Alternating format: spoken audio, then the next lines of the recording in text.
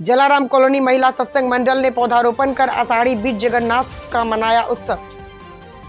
कुशलगढ़ में 27 जून जलाराम कॉलोनी महिला सत्संग मंडल ने जगन्नाथ का उत्सव मनाया। उन्होंने भगवान जगन्नाथ की पूजा की और भोग लगाकर आरती की।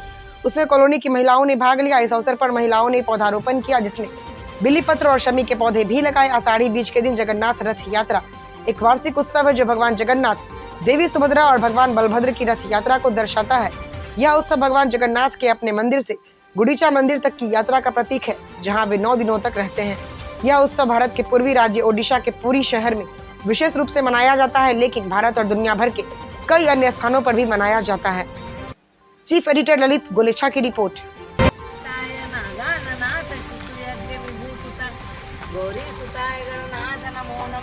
जय बोलो हर हर महादेव।